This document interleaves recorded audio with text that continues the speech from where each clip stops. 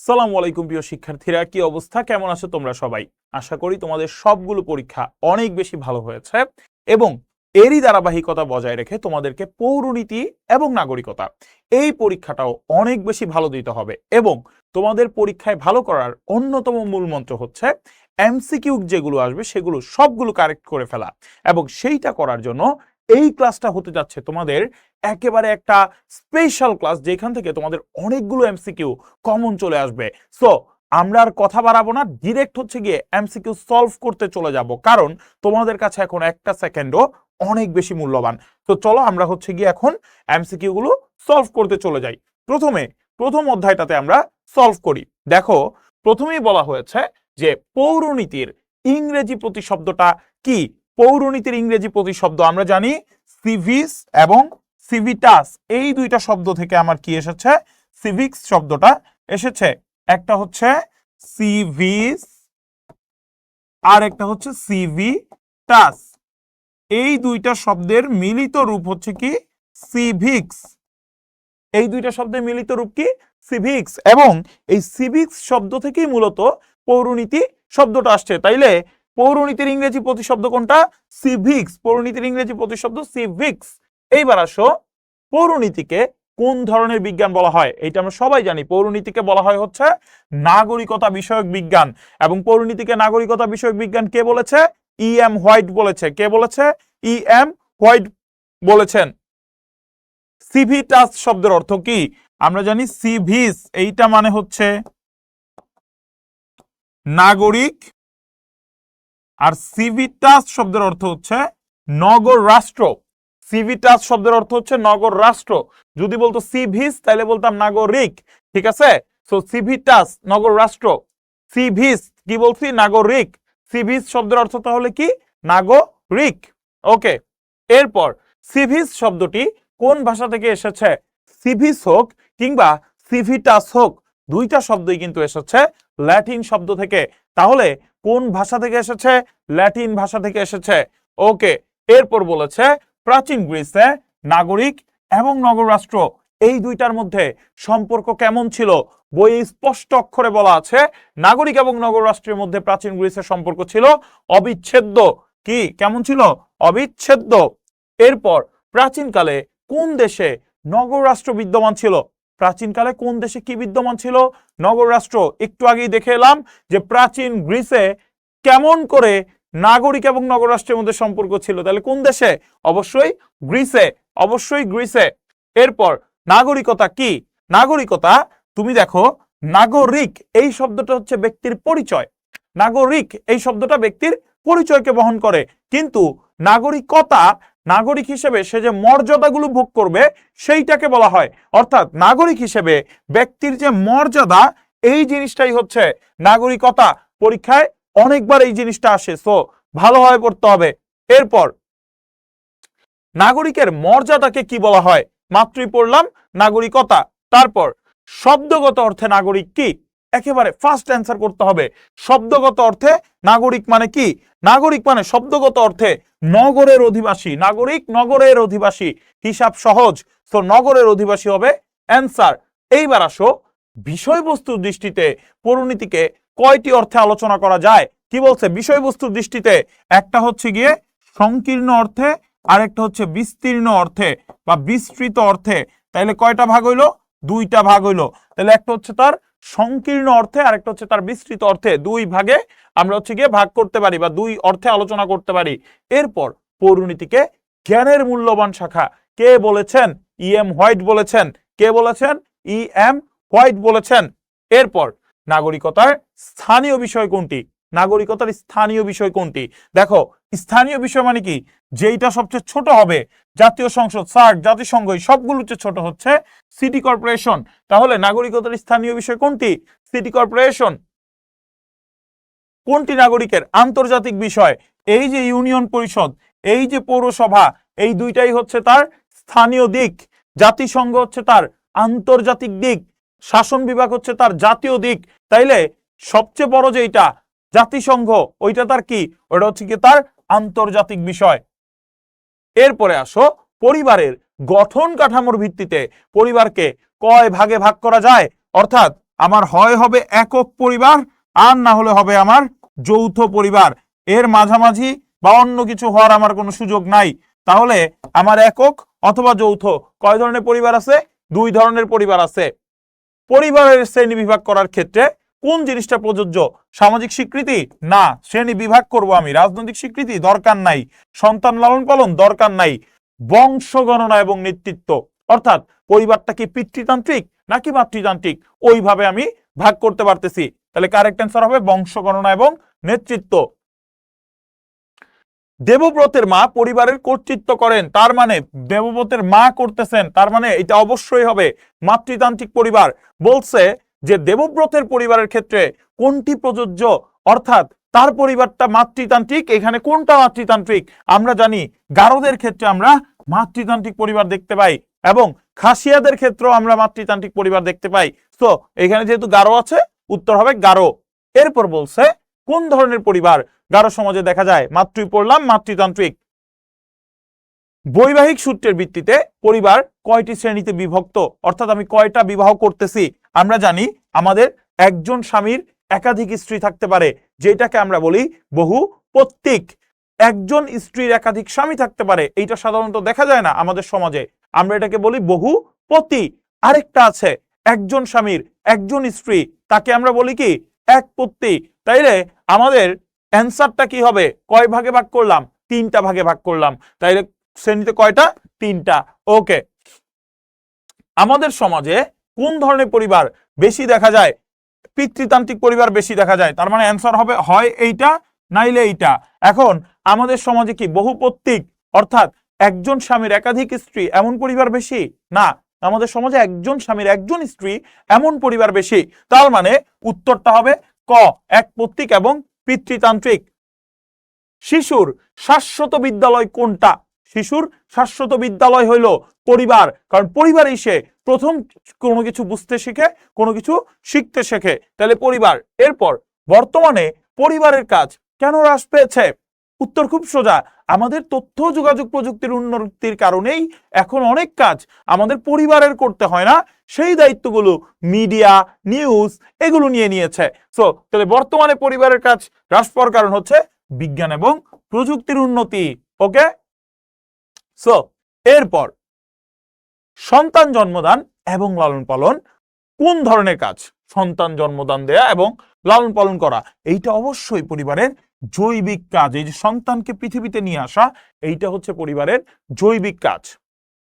মানবিক গুণাবলীর শিক্ষা লাভের প্রথম সুযোগ কোথায় সৃষ্টি হয়? মানবিক গুণাবলীর শিক্ষা লাভের যে প্রথম সুযোগটা, ওইটা কিন্তু আমার পরিবারে তৈরি হয়। কই তৈরি হয়? পরিবারে তৈরি হয়। তখন অ্যান্সার পরিবার। এরপর রায়হান তার সন্তানদেরকে বড়দের আদেশ মেনে চলার নির্দেশ দেন। রায়হানের কাজটি পরিবারের কোন ধরনের কাজ? একটা জিনিস দেখো, বলছে এই যে বড়দের আদেশ মেনে চলা, এই যে আদেশ নিষেধ মেনে চলতে যে নির্দেশনা দেন কিংবা যে শিক্ষাটা দেন, এইটা হচ্ছে পরিবারের একটা রাজনৈতিক কাজের অন্তর্ভুক্ত। বইয়ের মধ্যে দেখবা লেখা আছে রাজনৈতিক কাজ তার কোনগুলো, একেবারে খুব সুন্দর করে লেখা আছে। তো এটা হচ্ছে তার রাজনৈতিক কাজ। সন্তানের অসুস্থতায় বাবা মার সেবা পাওয়া, দেখো সন্তানের অসুস্থতায় বাবা মার সেবা পাবে, সন্তানের যখন সুখ দুঃখ হবে বাবা মা তার পাশে দাঁড়াবে, তাকে তার প্রতি সহমর্মিতা পোষণ করবে, এই জিনিসগুলো হচ্ছে তার মনস্তাত্ত্বিক কাজ। পরিবারের কোন ধরনের কাজ? মনস্তাত্ত্বিক কাজ। এরপর মানুষ সংঘবদ্ধ হয়ে কোথায় বাস করে? খুব সহজ, আমরা সবাই একসাথে মিলেমিশে কই বাস করি? সমাজে বাস করি। তাহলে কারেক্ট অ্যান্সারটা কোনটা ভাইয়া? কারেক্ট অ্যান্সারটা হচ্ছে সমাজ। এরপরে দেখো, পরিবার আমাদের বুদ্ধি, বিবেক, আত্মসংযম শিক্ষা দেয়। এর ফলে আমরা কি হইতে পারি? এই যে আমাদেরকে এগুলো শিক্ষা দেয়, এর ফলে আমরা কি হিসাবে গড়ে উঠি? দেখেই বোঝা যায় আমরা একজন সুনাগরিক হিসেবে গড়ে উঠি। কি হিসেবে গড়ে উঠি ভাইয়া? আমরা একজন সুনাগরিক হিসেবে গড়ে উঠি। তাহলে অ্যান্সারটা হবে সুনাগরিক। এরপর দেখো, গান বাজনা, টিভি দেখা, বেড়াতে যাওয়া পরিবারের কোন ধরনের কাজ? এই প্রত্যেকটা কাজই কি আমাদের খুব ভাল লাগে না? আমাদের খুবই নাচতে ইচ্ছা করে না এই কাজগুলো দেখে? সো এই কাজগুলো হচ্ছে বিনোদনমূলক কাজ। পরিবারের এগুলো কোন ধরনের কাজ? এগুলো হচ্ছে পরিবারের বিনোদনমূলক কাজ। এরপর আসো, রাষ্ট্র কোন ধরনের প্রতিষ্ঠান? আমরা জানি একটা রাষ্ট্র গঠিত হয়, সেই রাষ্ট্রে একটা সরকার ব্যবস্থা থাকে, একটা রাজনৈতিক দল ওই সরকারটাকে পরিচালনা করে, সে সব আইন কানুন হচ্ছে গিয়ে তৈরি করে। সো রাষ্ট্রকে বলা হয় রাজনৈতিক প্রতিষ্ঠান। একটা রাষ্ট্র অবশ্যই কি হবে, একটা রাজনৈতিক প্রতিষ্ঠান। তাহলে এটা হবে কারেক্ট অ্যান্সার। ওকে, এগুলো তোমরা দেখেও বুঝতে পারবা, কারণ রাষ্ট্র তো কোনো সামাজিক প্রতিষ্ঠান না, রাষ্ট্র তো কোনো অর্থনৈতিক প্রতিষ্ঠানও না। এটা কি অর্থ উপার্জনের জন্য আসছে? না। রাষ্ট্র কি হচ্ছে গিয়ে গান বাজনা সংস্কৃতি সংরক্ষণ এগুলোর জন্যই শুধু কাজ করে? না। তার মানে রাষ্ট্র হচ্ছে একটা রাজনৈতিক প্রতিষ্ঠান। ওকে, মানুষ স্বভাবত সামাজিক জীব, যে সমাজে বাস করে না সে হয় পশু না হয় দেবতা। কারণ পশুর সমাজে বাস করার কোনো দরকার নাই, তার ওই বিবেক বোধ বুদ্ধি কিচ্ছু নাই। আরেক হচ্ছে দেবতা, যার হচ্ছে মানুষের সঙ্গ দরকার নাই। এইটা বাদে বাকি সবাই সমাজে বাস করতে হবে, সমাজের সঙ্গ তার প্রয়োজন। এই কথাটা বললেন কে? এই কথাটা বলেছিলেন অ্যারিস্টটল। এই কথাটা কে বলেছিলেন? অ্যারিস্টটল। তাহলে কারেক্ট অ্যান্সার কোনটা? অ্যারিস্টটল। এরপরে আসো, সার্বভৌমত্বের কয়টি দিক আছে? কি বলেছে? সার্বভৌমত্বের দিক কয়টা? দেখো, এই যে সার্বভৌমত্ব, এই সার্বভৌমত্ব আমার জাতীয় হইতে পারে, আন্তর্জাতিক হইতে পারে। মানে আমাদের অভ্যন্তরীণ এবং বাহ্যিক। আমি আমার দেশের ভেতরে যাতে কোনো ধরনের গৃহযুদ্ধ না হয়, কেউ যাতে কারো উপর বিনা কারণে ঝাঁপিয়ে না পড়ে, এই জিনিসটা যেমন আমি নিশ্চিত করব। আবার একই সাথে বাইরের কোনো দেশ যাতে আমার দেশকে আক্রমণ না করে, ওইটাও আমি নিশ্চিত করব। তাহলে সার্বভৌমত্বের আমাদের দিক কয়টা? সার্বভৌমত্বের দিক হচ্ছে আমাদের দুইটা। এরপর রাষ্ট্র গঠনের উপাদান কয়টা? আমরা জানি খুব সুন্দর করে, আমাদের সরকার, ভূমি, জনগণ আর হচ্ছে সার্বভৌমত্ব। এই চারটে উপাদান ছাড়া আমার রাষ্ট্র কখনো গঠিত হইতে পারবে না। ভূমি মানে হচ্ছে ভূখণ্ড লাগবে, ভূখণ্ড লাগবে, জনসমষ্টি লাগবে, সরকার লাগবে, সার্বভৌমত্ব লাগবে। এই চারটা হচ্ছে রাষ্ট্র গঠনের অপরিহার্য উপাদান। এরপর আসো, রাষ্ট্রের চরম, পরম এবং সর্বোচ্চ ক্ষমতা কি? স্পষ্টভাবে লেখা আছে, রাষ্ট্রের চরম, পরম এবং সর্বোচ্চ ক্ষমতা হচ্ছে রাষ্ট্রের সার্বভৌমত্ব। কারণ এই জিনিসটা না থাকলে তোমার বাকি আর যা কিছুই থাকুক, তোমার রাষ্ট্র মাথা তুলে দাঁড়াইতে পারবে না, তোমার রাষ্ট্র কখনো অন্য রাষ্ট্রের আক্রমণ থেকে বাঁচতে পারবে না। তো এই জন্য রাষ্ট্রের চরম, পরম এবং সর্বোচ্চ ক্ষমতা কি? সর্বোচ্চ ক্ষমতা হচ্ছে সার্বভৌমত্ব। এরপর আসো, রাষ্ট্রের উৎপত্তি সংক্রান্ত উল্লেখযোগ্য মতবাদ কয়টি? আমরা জানি রাষ্ট্রের ঐশী মতবাদ আছে, বল প্রয়োগ মতবাদ আছে, বিবর্তনমূলক মতবাদ আছে, সামাজিক চুক্তি মতবাদ আছে। তাহলে ঐশী, সামাজিক চুক্তি, বল প্রয়োগ, বিবর্তন বা ঐতিহাসিক, এই চারটা হচ্ছে গিয়ে রাষ্ট্রের উৎপত্তি সংক্রান্ত উল্লেখযোগ্য মতবাদ। তাইলে আমার কি হবে? অবশ্যই চারটি। এরপর রাষ্ট্রের উৎপত্তি সম্পর্কে সবচেয়ে পুরাতন মতবাদ কোনটি? সবচেয়ে পুরাতন মতবাদ হচ্ছে সেইটাই যেইটাতে মনে করা হইতো সৃষ্টিকর্তা রাষ্ট্র সৃষ্টি করেছেন এবং শাসককে তার প্রতিনিধি হিসেবে পাঠিয়েছেন।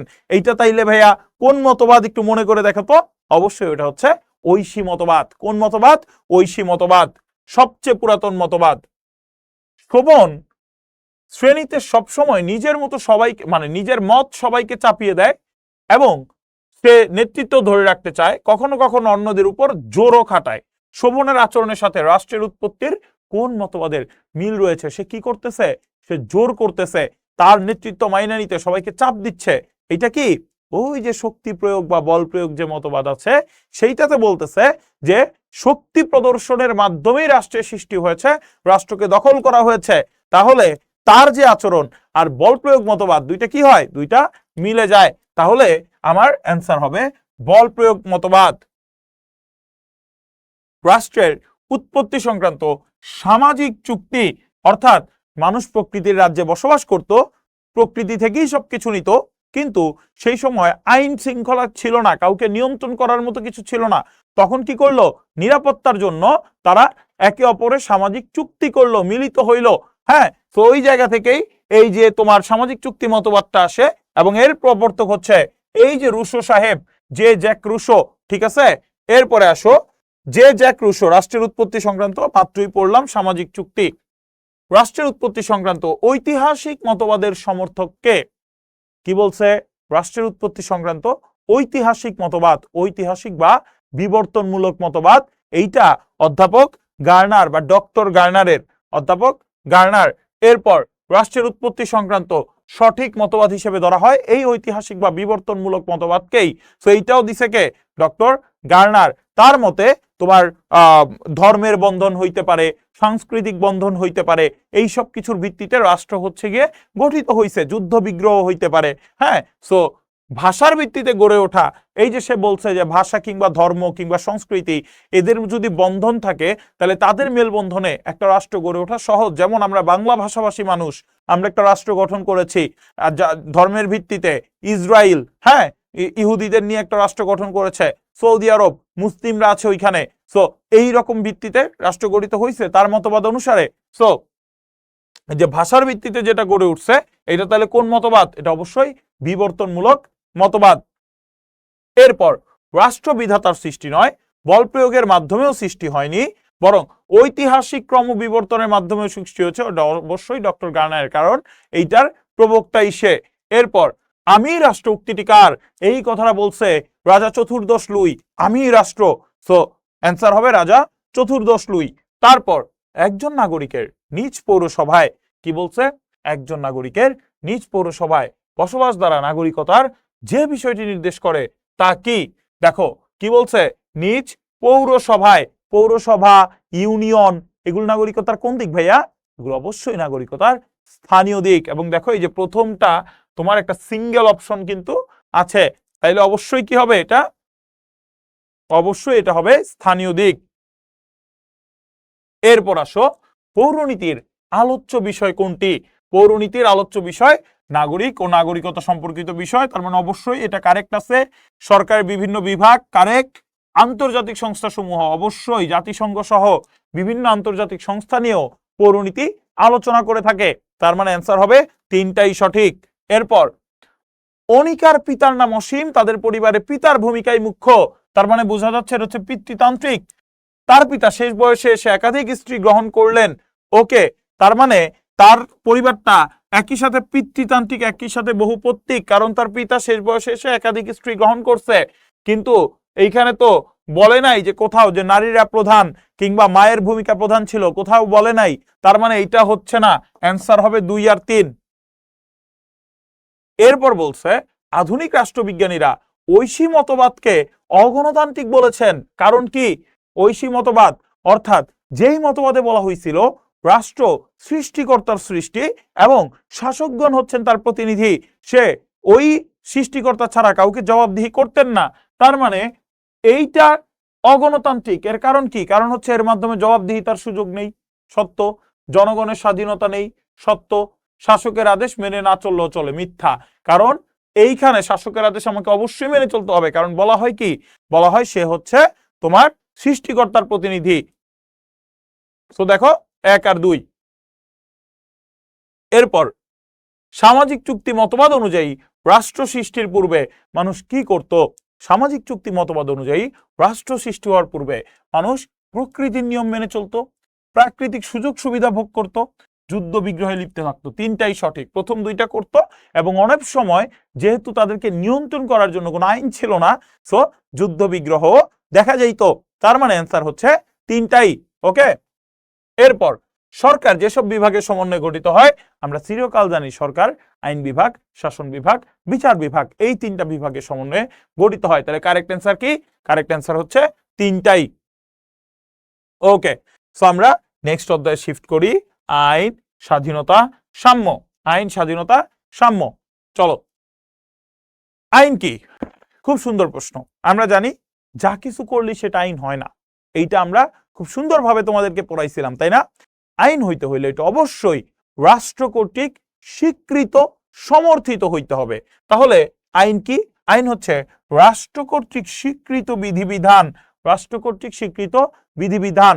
এইবার আইন অনেক কিছু থেকে আসতে পারে, প্রথা থেকে আসতে পারে, ধর্ম থেকে আসতে পারে, আইনসভা থেকে আসতে পারে, অনেকভাবে আসতে পারে, কিন্তু রাষ্ট্র মানে যা কিছু থেকে আসুক এটা রাষ্ট্র কর্তৃক স্বীকৃত হইতে হবে। ওকে, কোনটি আইনের বৈশিষ্ট্য? কোনটি আইনের বৈশিষ্ট্য? আইন কি ব্যক্তিগত, আমার জন্যই শুধু? না, তাইলে এটা হচ্ছে না।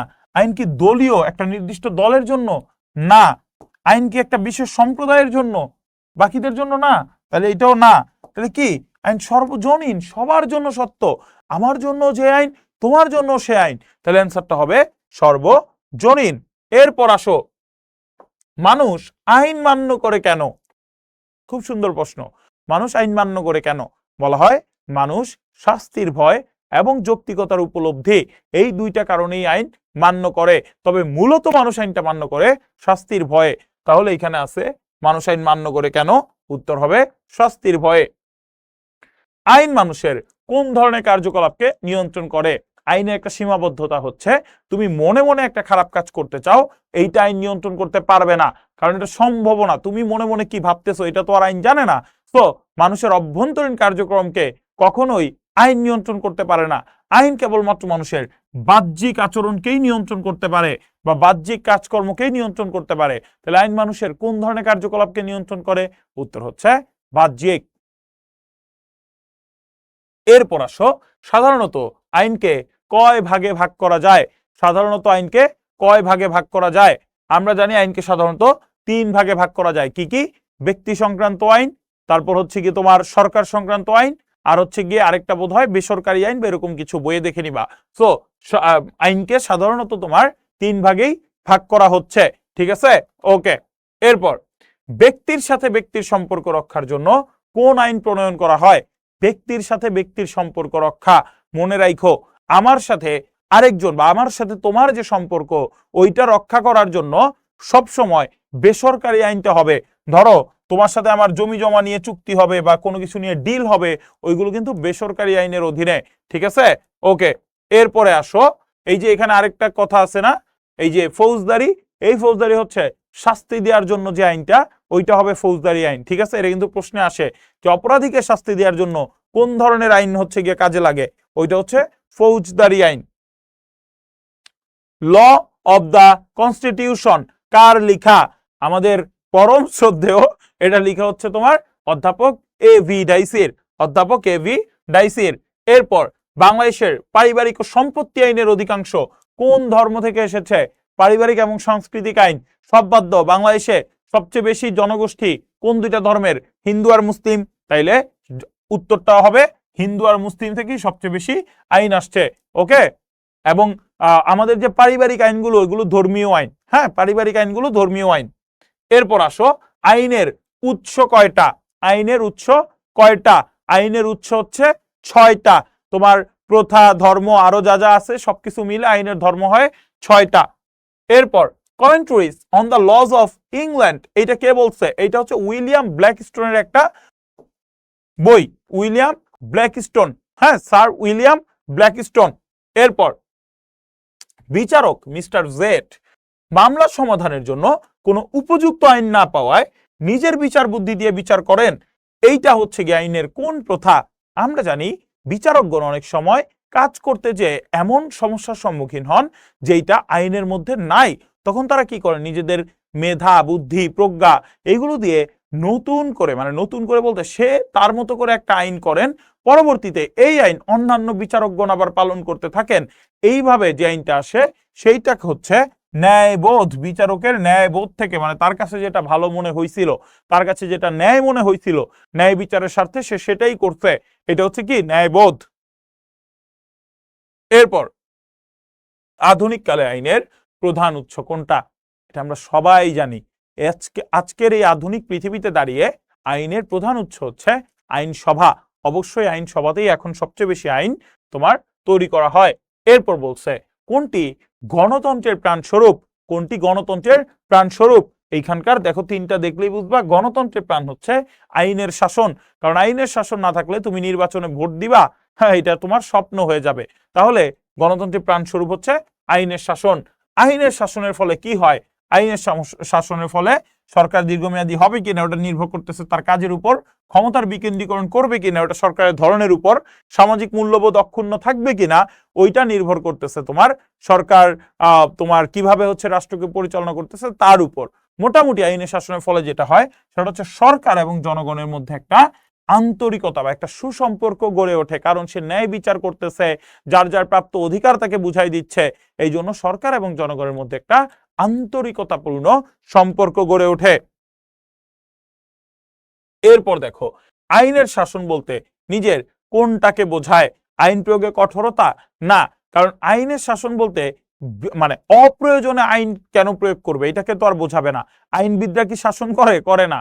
সামরিক শাসন তো আইনের শাসনের অংশই না। তো অ্যান্সার হচ্ছে আইনের প্রাধান্যটা বলতেই আইনের শাসন বোঝানো হয়। এবং আইনের শাসনে কয়টা শর্ত আছে? আইনের শাসনের 3টা শর্ত আছে। কি কি 3টা শর্ত? এবি ডাইসি দিছে। 3টা শর্ত হচ্ছে সকলে আইনের দৃষ্টিতে সমান হবে, বিনা বিচারে তুমি কাউকে আটক রাখতে পারবা না, সকলে সমানভাবে আইনের আশ্রয় লাভ করতে পারবে, অর্থাৎ সকলে তোমার আদালতে যে মামলা করতে পারবে, সকলের বিচার সমানভাবে হবে, কাউকে বিচার ছাড়া তুমি হচ্ছে আটকে রাখতে পারবা না।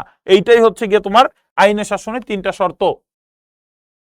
এইবার বলছে অন্যের ক্ষতি না করে নিজের ইচ্ছা অনুযায়ী নির্দিষ্ট সীমার মধ্যে কাজ করবা। অর্থাৎ এই যে আমি হচ্ছে কি এমন এমন করতেছি, তোমার মুখে লাগতেছে আঘাত, লাগতেছে না, কিন্তু আমি তাহলে তো এটা আমি করতেই পারি, কারণ আমি তো কারো ক্ষতি করতেছি না, তাহলে এটা কি? এটা আমার স্বাধীনতা। এরপর জীবন রক্ষা কোন ধরনের স্বাধীনতা? বই স্পষ্ট বলা আছে জীবন রক্ষা, সম্পত্তি ভোগ, এই দুইটাই হচ্ছে গিয়ে কি?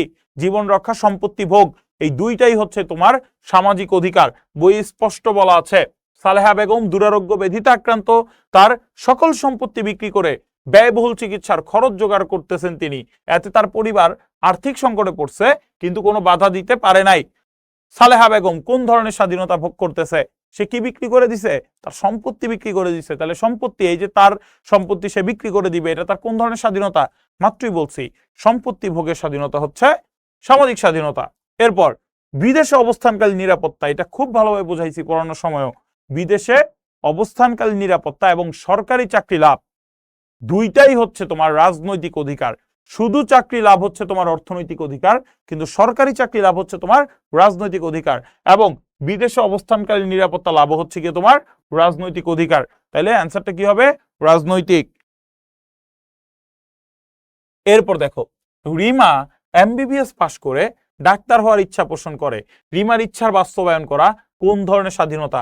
তুমি তোমার নিজের ইচ্ছা অনুযায়ী, তুমি তোমার নিজের ইচ্ছা অনুযায়ী পেশা নির্বাচন করবা। এই পেশা নির্বাচন করাটা হচ্ছে তোমার একটা অর্থনৈতিক অধিকার, কারণ তুমি তোমার নিজের ইচ্ছা অনুযায়ী তোমার পেশা নির্বাচন করতে পারতেছো। এরপর প্রত্যেক স্বাধীন রাষ্ট্র কি ভোগ করে? প্রত্যেকটা স্বাধীন রাষ্ট্র, পৃথিবীর প্রত্যেকটা স্বাধীন রাষ্ট্র জাতীয় স্বাধীনতা ভোগ করে, কারণ এটা একটা রাষ্ট্রীয় স্বাধীনতা, রাষ্ট্রটা স্বাধীন। ঠিক আছে? এরপর গণতান্ত্রিক সমাজের ভিত্তি কি? গণতান্ত্রিক সমাজের ভিত্তি হচ্ছে সাম্য এবং স্বাধীনতা। গণতান্ত্রিক সমাজের ভিত্তি কি? গণতান্ত্রিক সমাজের ভিত্তি হচ্ছে সাম্য এবং স্বাধীনতা। এরপর আইনের নিয়ন্ত্রণ আছে বিধায় স্বাধীনতা রক্ষা পায়, উক্তিটি কার? আইনের নিয়ন্ত্রণ আছে এই জন্যই স্বাধীনতা রক্ষা পায়। উক্তিটা কে বলছিল? উইলবি। উক্তিটা কে করে গেছিল? উইলবি। তারপরে আসো, সমাজের ভেদাভেদ দূর করে কোনটি? সমাজের ভেদাভেদ দূর করবে, অর্থাৎ মানুষে মানুষে যে ভেদাভেদ আছে এটা দূর করে দিবে, এটা কে পারবে? এটা অবশ্যই পারবে সাম্য। সাম্য মানে কি? সমান। তার মানে ভেদাভেদ দূর করতে পারে সাম্য। আইন হলো কতগুলো? কিসের সমষ্টি? আইন কতগুলো রীতিনীতির সমষ্টি? হ্যাঁ ঠিক আছে। আইন কতগুলো প্রথার সমষ্টি? এটাও ঠিক। আইন কতগুলো নিয়ম কানুনের সমষ্টি? এইটা আরো বেশি করে ঠিক। তাহলে আমার 3টাই উত্তর হচ্ছে। আইনের প্রধান বৈশিষ্ট্য কি? আইনের প্রধান বৈশিষ্ট্য হচ্ছে রীতিনীতির সমষ্টি, বুঝলাম। বাহ্যিক আচরণ নিয়ন্ত্রণ করে, সঠিক। সর্বজনীন, সঠিক। তার মানে 3টাই অ্যান্সার। রাষ্ট্রের আইন তৈরি করার কারণ কি? কেন আমি আইন তৈরি করতেছি? মানুষকে অন্যায় কাজ থেকে বিরত রাখা, সঠিক। নাগরিকের অধিকার অক্ষুণ্ণ রাখা, সঠিক। নাগরিককে স্বাবলম্বী করা, ভুল। কারণ আইন প্রয়োগ করে কিংবা আইন তৈরি করে কখনো আমাকে কি করা যায় না, আমাকে মানে অর্থনৈতিকভাবে বা কোনোভাবে আমাকে স্বাবলম্বী সে করতে পারে না, তাই না? সো উত্তর হবে প্রথম 2টা। এরপরে নেক্সট অধ্যায়ে আমরা যাই, রাষ্ট্র এবং সরকার ব্যবস্থা। রাষ্ট্র এবং সরকার কোন অর্থে ব্যবহৃত হয়? রাষ্ট্র এবং সরকার, বইয়ে দেখবে স্পষ্ট বলা আছে এই 2টা শব্দই একে অপরের পরিপূরক, একে অপরের সমার্থক। কোনটি? পুঁজিবাদী রাষ্ট্রের বিপরীত। পুঁজিবাদী মানে কি? পুঁজিবাদী মানে সকল ক্ষমতার মালিক হবে কে? জনগণ, মানে সকল সম্পদ, এই সকল সম্পদের মালিক হবে জনগণ। তার যা কিছু ইচ্ছা সে তা কিছু উৎপাদন করবে, কারণ সবকিছুর মালিক সে নিজে। এইখানে সরকার বাধা দিতে পারবে না। তাহলে এটা কোন রাষ্ট্রের বিপরীত? এটা অবশ্যই সমাজতান্ত্রিক রাষ্ট্রের বিপরীত। কারণ সমাজতান্ত্রিক রাষ্ট্র বলতেছে সকল উৎপাদনের উপকরণের মালিক হচ্ছে সরকার, সে সবকিছুকে নিয়ন্ত্রণ করবে, কতটুকু উৎপাদন হবে, কি উৎপাদন হবে, কিভাবে উৎপাদন হবে, এই সবকিছু নিয়ন্ত্রণ করে সরকার। তাইলে এইটার বিপরীতে হচ্ছে পুঁজিবাদী। অর্থনীতির ভিত্তিতে গঠিত রাষ্ট্র ব্যবস্থা কোনটি? অর্থনীতির ভিত্তিতে গণতান্ত্রিক, গণতন্ত্র, সরকার ব্যবস্থার ভিত্তিতে, একনায়কতান্ত্রিক না, ক্ষমতার ভিত্তিতে হইছে এটা, এক কেন্দ্রিক না, এটা হচ্ছে কিভাবে তোমার ক্ষমতা বন্টন করছে দেশে এইটার ভিত্তিতে হইছে। তাইলে সমাজতান্ত্রিক হচ্ছে গিয়ে কি? সমাজতান্ত্রিক হচ্ছে অর্থনীতির ভিত্তিতে গঠিত রাষ্ট্র। এরপর সমাজতান্ত্রিক রাষ্ট্রে কোনটি স্বীকৃত? সমাজতান্ত্রিক রাষ্ট্রে কোনটা স্বীকৃত বা কোনটা সঠিক? সরকার নিয়ন্ত্রণ করে উৎপাদন ব্যবস্থা, অবশ্যই সমাজতান্ত্রিক রাষ্ট্রে সরকার উৎপাদন ব্যবস্থা নিয়ন্ত্রণ করবে। তার মানে অ্যান্সারটা এইটাই হবে, বাকিগুলো আর আমাদের দেখার দরকার নাই। কোন ধরনের রাষ্ট্রে একাধিক রাজনৈতিক দল থাকে না? বলছে কোন ধরনের রাষ্ট্রে একাধিক রাজনৈতিক দল থাকে না? সমাজতান্ত্রিকে একাধিক রাজনৈতিক দল থাকতে পারে, নিয়মতান্ত্রিক রাজতন্ত্রও থাকতে পারে, গণতান্ত্রিক অবশ্যই থাকতে পারে, কিন্তু একনায়কতান্ত্রিকে শুধু একটা মাত্র রাজনৈতিক দলই দেশকে শাসন করে এবং ওইটাই থাকে। তাইলে কোন রাষ্ট্রে একাধিক রাজনৈতিক দল থাকে না? উত্তর হচ্ছে একনায়কতান্ত্রিক। এরপর ক্ষমতার উৎসের ভিত্তিতে রাষ্ট্রকে কয় ভাগে ভাগ করা যায়? ক্ষমতার উৎসের ভিত্তিতে রাষ্ট্রকে কয় ভাগে ভাগ করা যায়? আবারও পড়ো ভালো মতো, কিসের ভিত্তিতে? ক্ষমতার উৎসের ভিত্তিতে। তাইলে ক্ষমতা কিভাবে আসতেছে এইটার ভিত্তিতে আমি রাষ্ট্রকে ভাগ করতে পারি দুই ভাবে, দুই ভাগে। হয় গণতান্ত্রিক হবে, অর্থাৎ আমার ক্ষমতার উৎস হবে জনগণ, অথবা আমি কি হব? আমি হব গিয়ে মানে একনায়ক, কিংবা আমি হচ্ছে গিয়ে আমার নিজের কাছে ক্ষমতা কুক্ষিগত করে রাখবো। ওকে, এরপর বলছে গণতান্ত্রিক রাষ্ট্রে সকল ক্ষমতার মালিককে? অবশ্যই জনগণ। এরপর গণতান্ত্রিক রাষ্ট্র ব্যবস্থা বিদ্যমান কোথায়? এই দেশগুলোর মধ্যে গণতান্ত্রিক রাষ্ট্র ব্যবস্থা বিদ্যমান কোথায়? পৃথিবীতে গণতন্ত্র নিয়ে সারাদিন সবচেয়ে বেশি কথা বলে এখানকার কোন কাকা? উত্তর হচ্ছে আমেরিকা। তাহলে উত্তরটা হবে কি? উত্তরটা হবে আমেরিকা। এরপর গণতান্ত্রিক রাষ্ট্র ব্যবস্থায় কি হয়? স্বৈরাচারী শাসন প্রতিষ্ঠা লাভ করে? সম্ভবই না, কারণ রাষ্ট্রটা বলতেছে আমার গণতান্ত্রিক। নাগরিকের ব্যক্তিত্বের বিকাশ ঘটে? অবশ্যই ঘটে। গণমাধ্যম সরকারি নিয়ন্ত্রণে থাকে না। একটি মাত্র রাজনৈতিক দল থাকে না। একটা রাজনৈতিক দল দিয়ে তো গণতন্ত্র হয় না, তাহলে তো এটা একনায়কতন্ত্র হয়ে যাচ্ছে বা একদলীয় শাসন হয়ে যাচ্ছে। সো নাগরিকের ব্যক্তিত্বের বিকাশ ঘটে, এইটা হবে রাইট অ্যান্সার। সো অনেক সময় তুমি বাকি অপশনগুলো বাদ দিলেও কোনটা কারেক্ট ওটা বুঝে যাবা। এরপরে আসো, গণতান্ত্রিক মূল্যবোধ জাগ্রত হয় কোনটির মাধ্যমে? কি বলছে? কোনটির মাধ্যমে আমার মধ্যে যে একটা গণতান্ত্রিক মূল্যবোধ আছে এইটা জাগ্রত হবে? অবশ্যই আত্মসংযম। আমি আরেকজনের কথা শুনবো, কারো কথাকে আমি খাটো করে দেখবো না। হ্যাঁ, এই প্রত্যেকটা জিনিস আত্মসংযম। সো গণতান্ত্রিক মূল্যবোধ জাগ্রত হয় এর মাধ্যমে। গণতান্ত্রিক রাষ্ট্রে নাগরিকের মনোভাব কেমন হবে? একটা গণতান্ত্রিক রাষ্ট্রে প্রত্যেকটা মানুষের অধিকার আছে। সো আমার প্রত্যেকটা মানুষের আচরণকে কি করতে হবে? সম্মান করতে হবে, শ্রদ্ধা করতে হবে, এবং আমার মধ্যে সহনশীলতা থাকতে হবে। তার মানে কি? পরমত সহিষ্ণু, আরেকজনের মতামতকে আমি সম্মান করব। কোনটি একনায়কের বৈশিষ্ট্য? এইখানকার কোনটা একনায়ক করে?